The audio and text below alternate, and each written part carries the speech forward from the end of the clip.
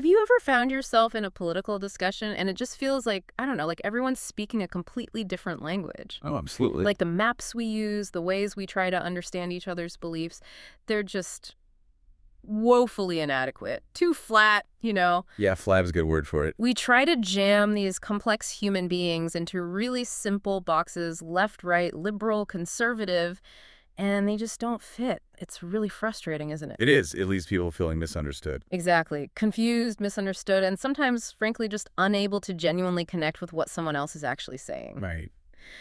Well, today we're embarking on a truly fascinating deep dive. We've been digging into this stack of sources that propose something pretty radical, a completely new way of mapping political ideologies. It's definitely ambitious. So our mission today is really to unpack this innovative, high-resolution political alignment chart. We'll explore why its creators argue it's absolutely necessary, how it actually works, and yeah, we'll definitely get into the profound debates and the insightful critiques that challenge its very assumptions. Because it's not without its critics. Not at all. There are some serious questions raised. So get ready. We're moving way beyond the simple left versus right, or even the slightly more sophisticated libertarian versus authoritarian. We're diving into something much more nuanced, much more multidimensional. Think less on a flat piece of paper and more like, well, a tesseract. That kind of mind-bending four-dimensional cube. Like the hyper-Q idea. Yeah, we're going to be grappling with these ideas, presenting the really compelling arguments for this new model, but also the critiques that make you stop and think. And I have a feeling we might even get into it a bit as we navigate these complexities, trying to figure out if this is truly the future of understanding each other, or maybe if it's just getting a little too complex for its own good. It's a fine line, isn't it, between necessary complexity and, well, just being complicated. Exactly. Okay, let's unpack this. So our sources kick off by making this really powerful, almost provocative argument. The conventional maps we use to understand political alignment, they're deeply flawed, desperately outdated even.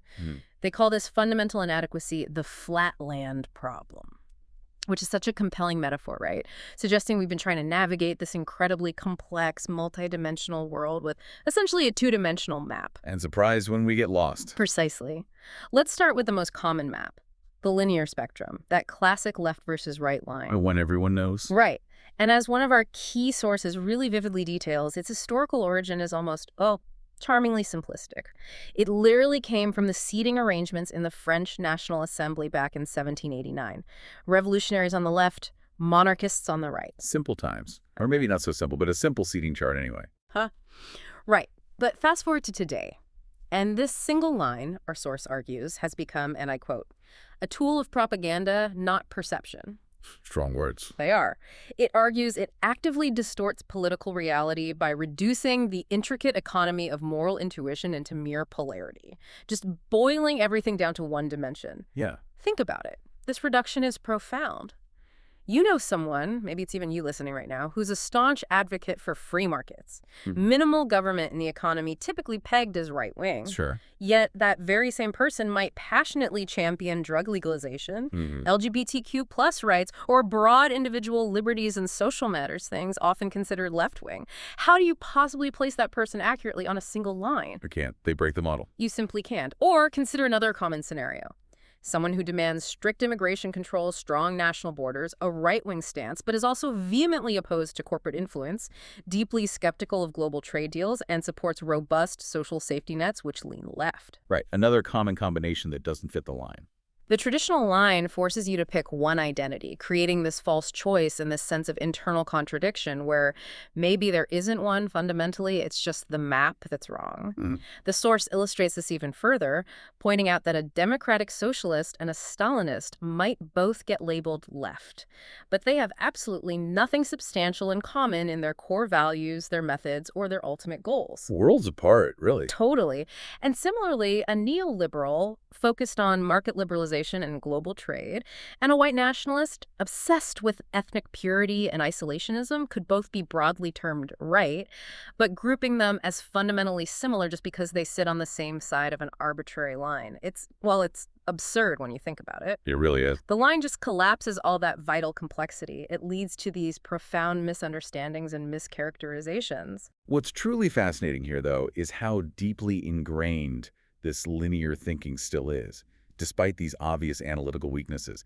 It's almost, as the source puts it, semantically lazy. Yeah, I like that phrase. Semantically lazy. It's like we're just attempting to collapse this entire vast spectrum of human values and motivations into a single, simplistic line. It's like trying to describe, I don't know, the rich complexity of a symphony with just a single note. Right, or capture a vibrant landscape painting with just one color. Exactly. It fundamentally fails to capture the richness, the nuance, the internal logic of individual belief systems, let alone collective movements.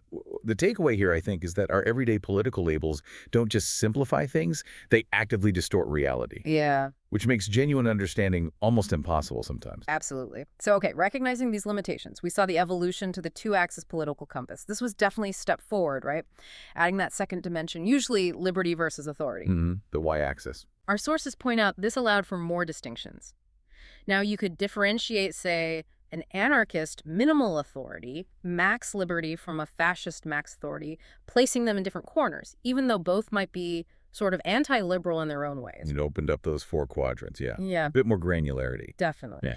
But even with this improvement, as our lead source argues, it's still, quote, mathematically flat. Still just two dimensions. Exactly. Think of it like a simple XY graph. The axes are rigidly perpendicular, or orthogonal, meaning they're fixed at right angles, assumed to be totally independent. And this rigid structure still struggles to capture these crucial, often disconnected dimensions of belief that just don't neatly align with economic or authority stances. Right, like where do other major values fit in? Precisely. For example, where do you place something like environmentalism? Someone might be deeply concerned about climate change, advocate for drastic action, but that stance doesn't fit neatly into left-right or libertarian-authoritarian. It could conflict with both, actually. Environmental regulations might clash with libertarian ideals and free market principles. Exactly. Or what about technological optimism versus, say, Luddism? The desire to embrace tech for societal transformation versus a fundamental distrust of it. Where does that go on the compass? Doesn't fit. Or even temporal motivations. This is a big one the later model gets into. Are you a reactionary, yearning for an idealized past? A presentist, focused on immediate pragmatic solutions? Or a futurist, striving for some utopian tomorrow? The two-axis compass simply doesn't have the conceptual space to map these distinct yet incredibly powerful dimensions of human belief. It's like you said earlier, trying to map a globe onto a flat piece of paper. You always end up with distortions, especially at the edges. Totally. If we connect this back to the bigger picture, it's clear even this improved model, while, a welcome evolution, still forces incredibly complex beliefs into an overly simplistic grid. It's a step forward, sure, but it still misses so much of the fundamental why behind what people believe. Yeah, the why. And crucially, how those different values interact or reinforce or even clash within a single person or a single movement. It leaves us with this highly generalized, almost caricatured understanding of others. Which is precisely what leads to so much political friction and talking past each other. Exactly. Okay, and this brings us to one of the most contentious points raised in our sources, and one where the different dissertations we looked at really start to, well, get into it. The mirage of the horseshoe. Ah, yes, the horseshoe theory. Always sparks debate. It really does. So one source introduces the popular horseshoe theory, the idea that political extremes, the far left and the far right, don't stay linear, but actually curve around to resemble each other in their extremity, particularly, in their authoritarianism, their brutality, or anti-liberal tendencies. Often used by centrists, right, to criticize both ends as equally bad. Exactly. It's often Yeah. popularized that way. But our sources immediately present this powerful critique. This theory is semantically lazy and structurally dishonest. Wow, okay, pulling no punches. None at all. Because, it argues, it overlooks why ideological movements become radicalized and focuses only on the outward behavior rather than the underlying motivations or the roots of those beliefs. Focusing on symptoms, not causes. Kind of, yeah. Think about historical examples like Stalinism and Nazism. Yes, they both shared horrific brutality, mass violence, totalitarian control. No question. Undeniable atrocities. But the source vehemently emphasizes their deeply incompatible metaphysical roots. Stalinism, at its core, was driven by class struggle, abolishing private property for a supposed workers' utopia.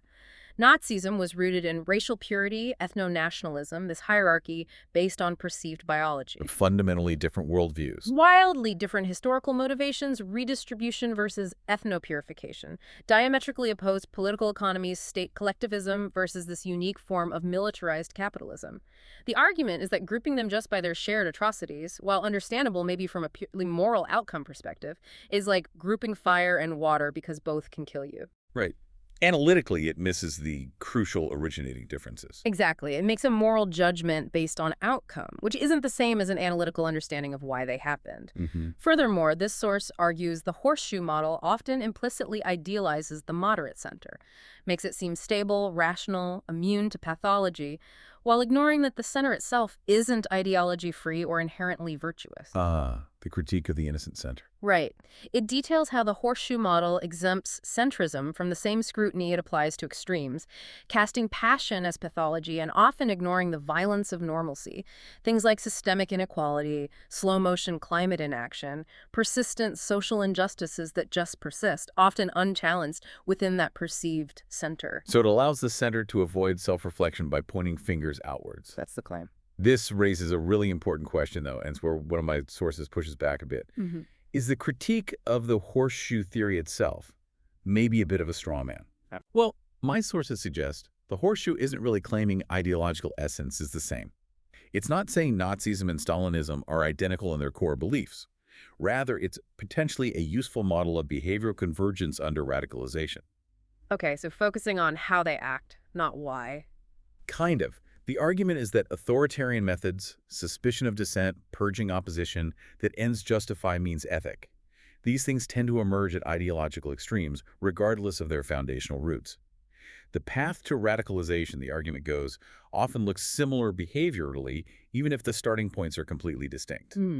My source points out that extremes, regardless of origin, often tend towards rigidity, purges, a dangerous loss of self-critique once they gain power or influence. So in this view, the horseshoe is useful for forecasting behavior under pressure or crisis. It's a warning about the path radicalization often takes. So less about the ideology itself, more about the patterns of extremism. Exactly. It's a cautionary tale about how power can corrupt in similar ways out on the fringes, not necessarily a statement that the fringes believe the same things. Okay. Here's where it gets really interesting, though, because the third dissertation we looked at directly challenges that very defense of the horseshoe, refuses to let it off the hook that easily. The plot thickens. It does.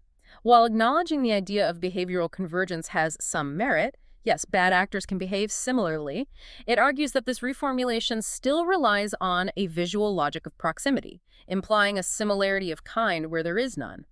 It calls this a fundamental epistemic error, an error in how we know things. So even focusing on behavior is misleading. That's the argument. It says we're still mistaking effect for cause or tactics for the underlying intent. For example, the source says, two actors can exhibit parallel behaviors. Both might carry rifles, right? Both might command loyalty, but they can be ontologically and morally distinct. Like a resistance fighter versus a totalitarian soldier. Precisely.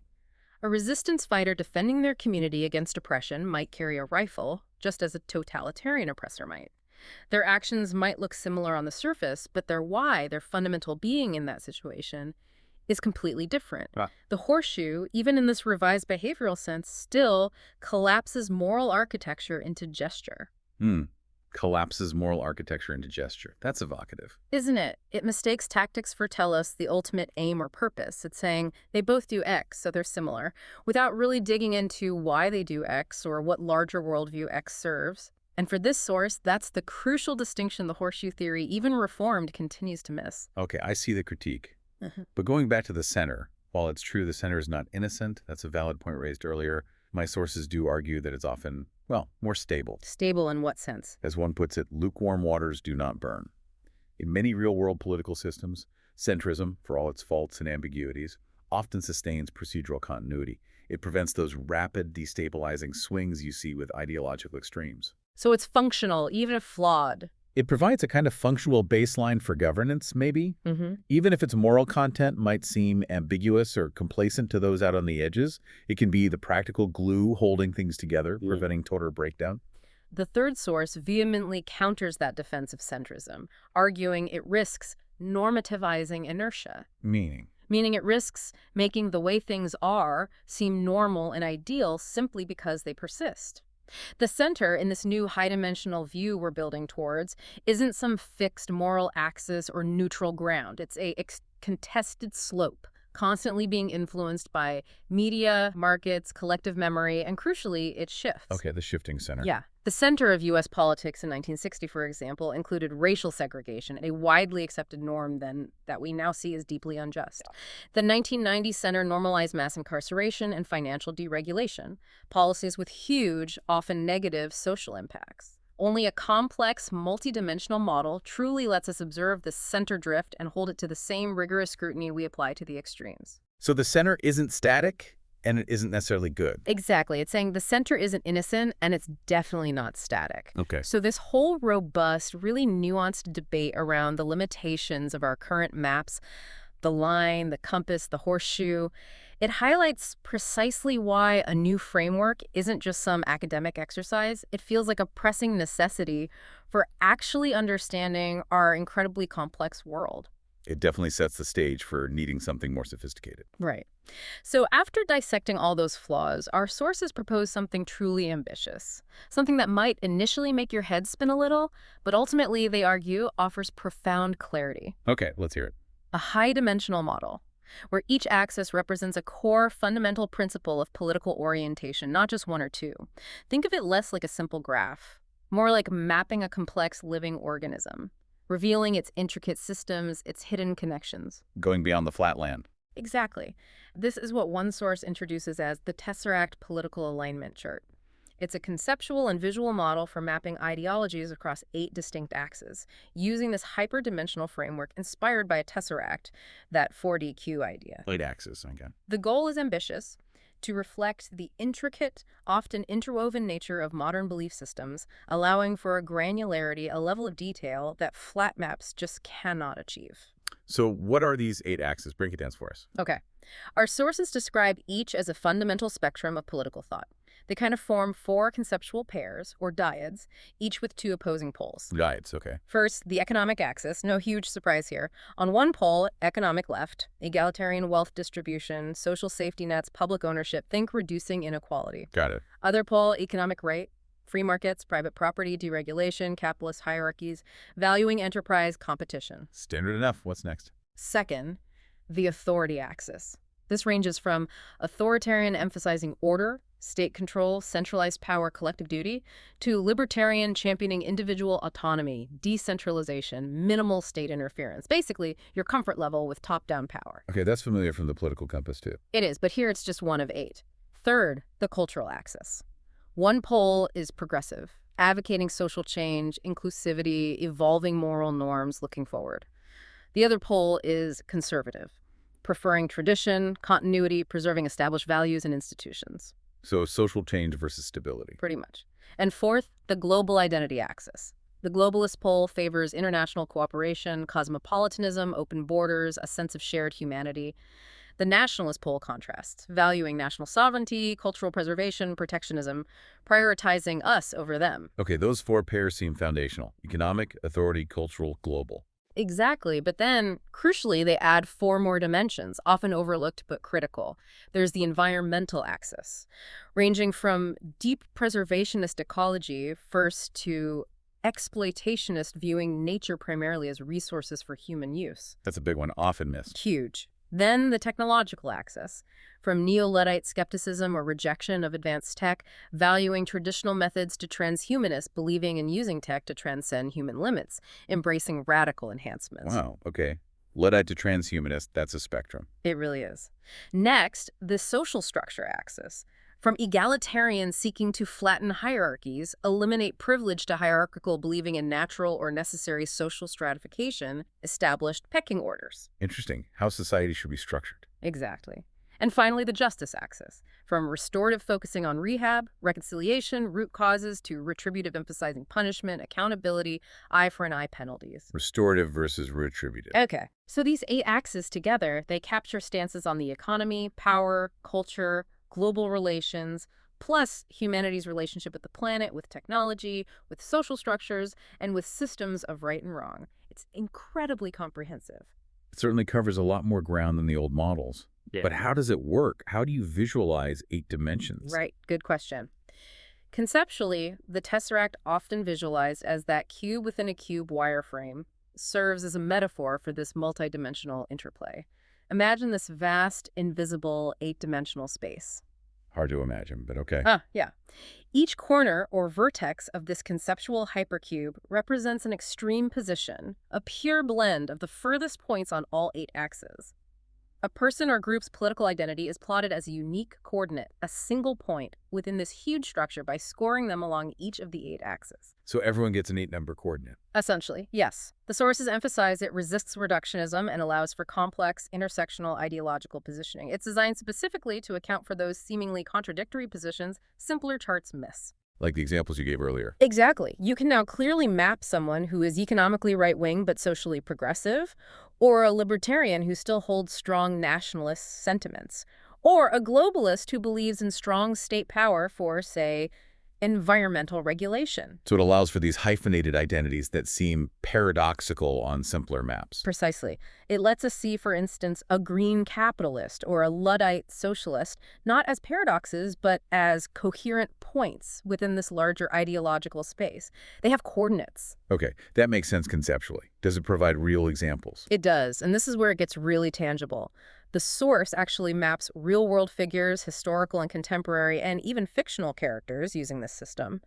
Coordinates are expressed on a scale usually -10 to +10.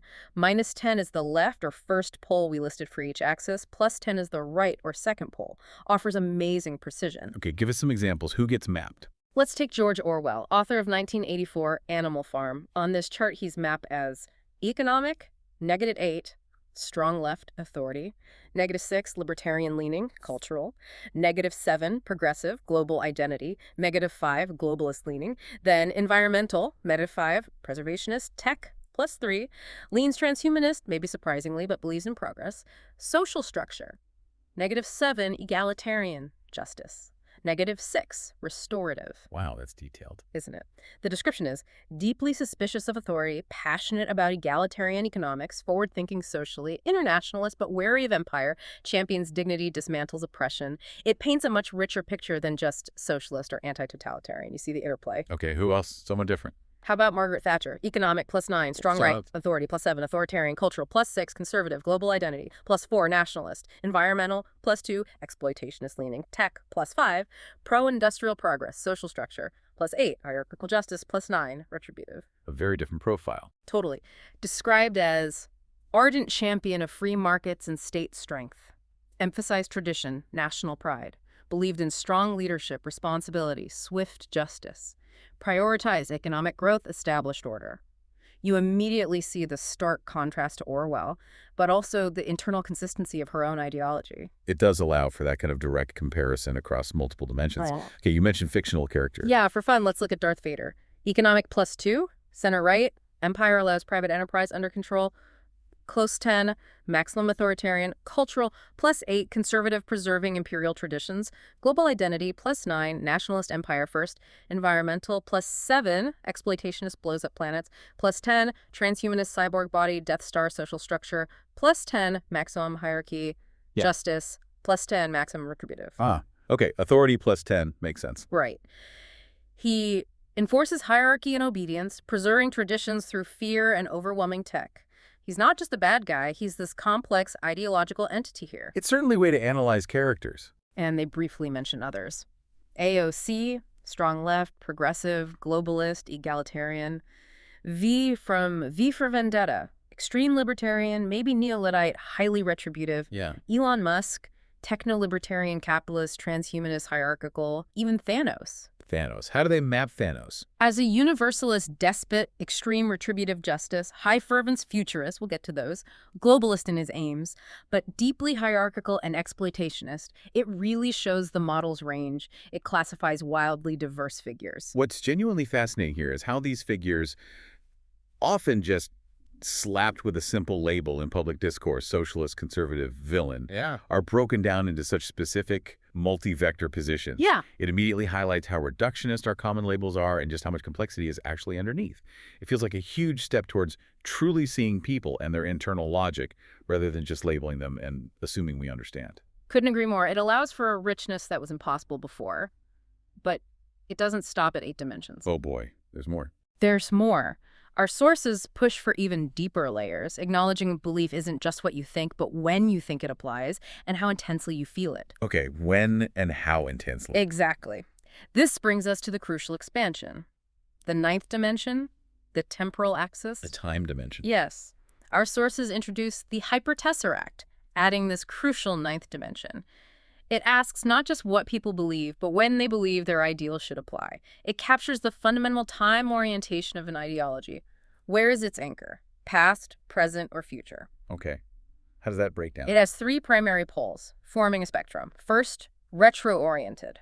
Values, policies, ideals derived from an idealized past. It's about restoring something lost. Nostalgia as policy. Could be. Second, presentist. Focuses squarely on pragmatism, immediacy. What works now? Less concerned with legacy or grand future visions. The practical manager type. Maybe. And third, futurist. Beliefs explicitly tailored toward a vision of the future, often radical or utopian, driven by what could be. The visionary or maybe the dreamer. Exactly. And why does this 9th dimension matter so much? Our sources stress it solves a subtle but critical blind spot. They explain 2 people can share the exact same policy position, say, economic protectionism, but differ entirely in motivation. How so? Well, one might be a retro-oriented nationalist, yearning for a golden past of domestic industry. The other might be a futurist globalist who believes in local, sustainable production for a new, globally interconnected but decentralized future economy. Same policy, wildly different temporal drives. Ah, I see. The why behind the what is rooted in time. Precisely. You hear it in discourse constantly. Make X great again, retro, versus build back better, presentist, moderate, futurist, versus imagine the future of Y, radical futurist. It's not just the policy, it's the era it's conceptually rooted in. Gives vital insight into deep war motivations. It adds another layer of nuance, undeniably. But this expansion, while intellectually intriguing, does raise that question. My sources bring up the seduction of the Tesseract. The seduction. Yeah. While adding dimensions makes the model more expressive, more capable of describing complexity, does it inherently make it more true or more practical in a real-world sense? My sources suggest there's a risk this complexity becomes ornamental, this elegant, beautiful lattice of ideas that paradoxically distracts from material realities, or becomes detached from the lived granularity of political behavior. Like it's too abstract. Potentially, like a super complex scientific model that fits data perfectly but explains nothing intuitively or actionably. Does adding a temporal axis truly enhance our actionable insight, or just deepen our abstract appreciation for complexity? Is it becoming too complex to be useful for everyday understanding? That's a fair question, but they don't stop there either. To truly capture political belief, they add a 10th dimension, arguably the most human one, fervence. Fervence, okay, emotional intensity. Exactly, measuring the emotional heat with which beliefs are held. It's detailed as a scale, 0 to 10. 0 is apathetic. Intellectual, dispassionate, armchair belief. You think it, but wouldn't act. The theory. Maybe. 5 is committed. Stable. Reasoned conviction. You'll discuss it, advocate for it. The engaged citizen. And 10 is zealous, dogmatic, potentially militant adherence. The belief is a central driving force. The revolutionary or the fanatic? Could be either. This 10th axis doesn't alter what someone believes. It describes how fully they embody it. It's what separates the academic theorist from the revolutionary, or the casual voter from the true activist, adds that crucial human passion, or lack thereof. So it's the how strongly dimension. Exactly. Now, try to visualize the full 10-dimensional chart. It's incredibly imaginative how they describe it. The 8 core axes still define the spatial location via the tesseract geometry, that cube-within-cube wireframe. Okay, the position in 8D space. Right. But the 9th axis, temporal, is depicted by the color of the dot representing the belief. They map it across the visible light spectrum. Red for retro-oriented past, moving through orange-yellow for presentist, now, into green cyan for moderate futurist, reform, near future, then rich blue-violet for radical futurist, transformative, post-human futures. Color tells you the time signature. Red past, blue future. Okay. And the 10th dimension, fervence, is represented by the size of the dot. Small dot, apathetically held. Medium dot, thoughtful, stable conviction. Large, bright, maybe even pulsating dot, zealous, emotionally intense belief. Size matters for passion. Got it. So you can visualize, say, a large, fast-pulsing red orb that's a highly fervent retro-authoritarian. Right, intense, past-focused. Or contrast that with a dim, pale blue dot, maybe a calm, future-oriented libertarian, intellectually held but less passionate. You could imagine a bright, flaming comet, a zealous eco-futurist streaking through this ideological space. Surrounded by dim, wandering satellites, the centrist moderates. Exactly. Small dots, slowly pulsing, maybe shifting quietly. It's a living constellation of belief. Geometry shows what, color shows when, size shows how strongly. Okay, visually, that is incredibly compelling. Conceptually elegant, for sure. But also brings us right back to that peril of projection my sources warn about. How so? They argue this creates an illusion of objectivity where none truly exists. Yeah. Ideological positions aren't actual physical locations in space, right? Yeah. Their apparent spatiality, the coordinates, the colors, the sizes, That's correct. it's all an act of translation, a mapping. And that mapping can hide critical assumptions. Oh, kind of assumptions. Like, are the 8 axes really independent, True. truly orthogonal? Are our values genuinely linearly scalable from -10 to +10? Can moral conviction be precisely quantified like that? Does fervor just affect expression, or does it actually change the position itself? These are huge philosophical questions the model seems to sidestep by presenting itself as this precise map. Mm. And then there's what my sources call the tyranny of coordinates. This model suggests belief can be numerically located. Like, people are consistent, static data points. But humans aren't like that. We're messy. Exactly. Yeah. Most of us hold contradictory views. We change our minds. We perform belief differently depending on who we're talking to. This attempt to map people like data sets enforces a kind of cognitive hygiene that's just false to our messy, evolving nature. It seems to reward logical coherence over genuine curiosity or internal struggle. Okay, that's a strong point. The tidiness problem. And there's a really important ethical point raised, too. Can this extreme complexity, this geometric abstraction, become a subtle tool of moral evasion? Evasion? How? By embedding extremism into this complex, higher-order system, by translating its horrific reality into abstract coordinates and colors, do we soften its visibility? If a Nazi, for example, is recast not just as fascist, but as this long-string nationalist, traditionalist, retributivist, futurist, high-fervor entity plotted on a chart, does the chart frame atrocity as mere geometry? Does it risk stripping it of its moral clarity, inadvertently enabling a kind of elite detachment? The concern is that by making it so abstract, so technical, we lose sight of the human consequences and the moral imperative to confront certain ideologies head-on. Wow. Okay, that's a powerful, deeply serious criticism. Does the model have a response to that? Yeah. It absolutely does. And here's where it gets really interesting again, because the third dissertation, Feeling the Geometry, directly responds to these critical points with a powerful counterargument. It argues that abstraction is not ornament, but compression. Compression, meaning? Meaning it's not about making things pretty or less real. It's a vital way of translating raw, interleaved reality into structured inquiry. High-dimensional models, this source explicitly states, are not claiming to be reality. They're not a substitute for human experience. They are scaffolding to climb through ideological fog. Tools for seeing structure. Exactly. Tools for rendering entanglement visible. It's about building a language, a conceptual framework to understand what's happening in human thought, not replacing the experience of thinking or feeling. It's about revealing structure that was hidden before. Okay, but what about the moral clarity argument? Does abstraction excuse extremism? The source argues the opposite. It calls this modeling as moral discipline. Ideological coordinates, it insists, are not morally neutral. In fact, by providing this detailed mapping, they allow us to ask better, more precise questions.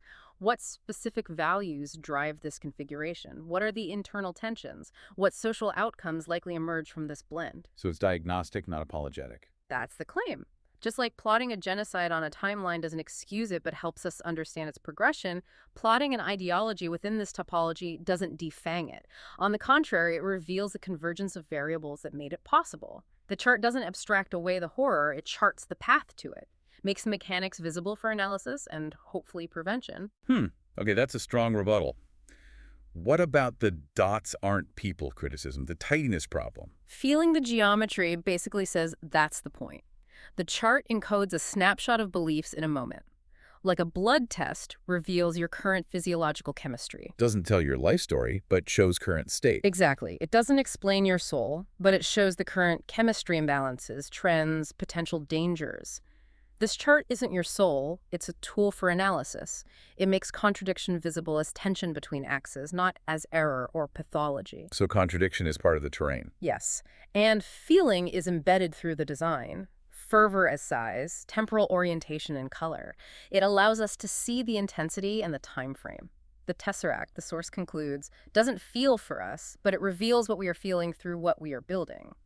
It offers a language for feeling, not an absence of it. Bringing intellectual rigor to emotion conviction. Okay. This whole robust back-and-forth intellectual exchange, it just demonstrates that the journey to a more complex understanding is tough, it demands careful thought, but ultimately it leads us towards, potentially, a more honest and precise representation of the human mind in politics. The struggle itself clarifies things. Exactly. So, having wrestled with these profound critiques and explored the detailed rebuttals, our sources culminate in this really compelling case for why this hyperdimensional approach isn't just an intellectual game or a novelty. It's presented as a crucial moral cartography. Moral cartography. I like that.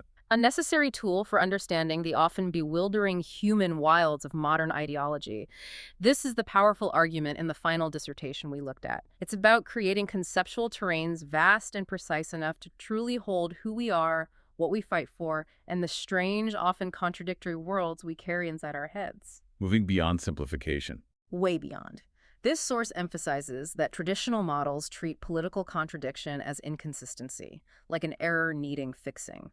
But the hypercube treats it as complex terrain, a feature, not a bug. It lets us truly see and understand figures who defy easy categorization. Like the examples you mentioned. Yeah. The progressive antinatalist wanting social equity but believing humanity must shrink. The nationalist environmentalist caring about climate change only if it threatens their homeland. The post-left accelerationist embracing market collapse for anarchist renewal. Not errors, just complex coordinates. Exactly. These aren't paradoxes to be shoehorned into a box. They are coherent, albeit complex, coordinates within the model. The hypercube lets them live without collapsing them into parity or schizophrenia. It respects their internal logic. And unlike static models, the hypercube reveals the dynamic trajectory of belief, change over time. Imagine watching someone's position actually move on the chart. The film strip idea. Yes. It can show a centrist drifting towards eco-socialism, their dot glowing greener, getting larger. Or a futurist libertarian radicalizing into AI accelerationism, their dot bursting violet, hardening. It could show a refugee's beliefs jumping vectors entirely due to trauma-trading cosmopolitanism for survivalist localism. The model is not just a picture, it is a film strip. A way of watching how belief mutates, splits, calcifies, or is reborn. That's a powerful concept, tracking ideological evolution. And by admitting emotion, multidimensionality, fervor, time, the hypercube gets closer to mapping the invisible influences. Trauma, memory, media exposure. Things that traditional political science often struggles with. Totally. Someone experiencing state violence might lean intensely anarchist due to memory, not just theory. Someone radicalized online might show rapid vector jumps inconsistent with logic. A climate grief sufferer might hold paradoxical beliefs simultaneously. Only a model that makes room for emotional geometry, the source states, can host these minds without mocking them. A more compassionate, yet rigorous lens. So, why does all this immense complexity truly matter? What are the practical applications for the scholar? Precision to account for populism, post-truth, algorithmic ideology. A map of belief in motion. Okay. For the citizen, for you listening. Clarity and chaos, a mirror and a snore map to understand your own complex beliefs, not forcing yourself into a label. Self-understanding. And for the strategist, politics, movements, even marketing mapping, overlapping fervors, shared futurisms, common enemies for better coalition building. Building coalitions not of sameness, but of resonance. Finding common ground in underlying values, not identical positions. Resonance, not just agreement. Interesting. And finally, this source directly confronts the pushbacks, now with full context. It's too complicated. Yes, it is, but so is the world. It's not for campaign buttons. It's for those who need to see clearly, thinkers, organizers, teachers, dreamers. A tool for deep work. It dehumanizes belief into points. No, it renders them visible in ideological space, not as types, but as figures in motion. It provides a new way to understand their footprint. And to the crucial, It excuses extremism by embedding it in geometry. On the contrary, it contextualizes extremism, shows its coordinates, causes, connections, gives us tools to disarm it with precision, not panic. Analytical, not apologetic. A sophisticated defense of complexity. Exactly. And this is really where the debate culminates, I think, and we find a powerful synthesis. My sources emphasize that no model is final. No single map perfectly captures reality. But they advocate for what they call an epistemic ecology. Epistemic ecology. Yeah. Meaning we shouldn't just discard simpler maps because they're incomplete. Instead, we layer them. We understand each brings a different lens. The horseshoe, despite its flaws, might still be a useful heuristic for behavioral convergence sometimes. The compass is a good teaching tool, an entry point. And the tesseract emerges as the deep structure for understanding complex ideological architecture. Using the right tool for the right level of analysis. Precisely. Each model, in isolation, is incomplete, maybe even misleading. But together they form a richer, less arrogant, less abstracted sense of the political terrain. The high-dimensional model, for all its complexity, becomes a disciplinary tool, a way to hold ourselves to a higher standard of clarity, depth, honesty in our political discourse. It demands more of us. It does. It's for serious inquiry, not PR or sound bites.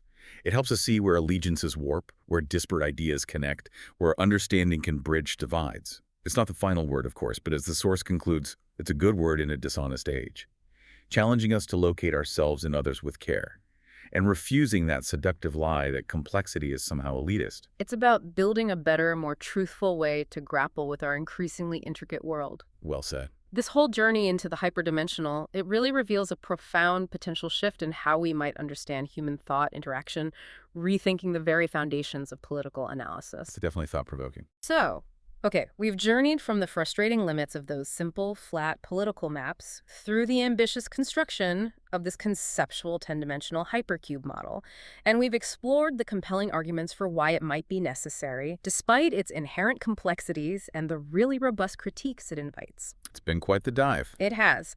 And this deep dive really invites you, the listener, to consider your own position in this multidimensional space. How would you map your own beliefs across these 10 axes, just as a thought experiment?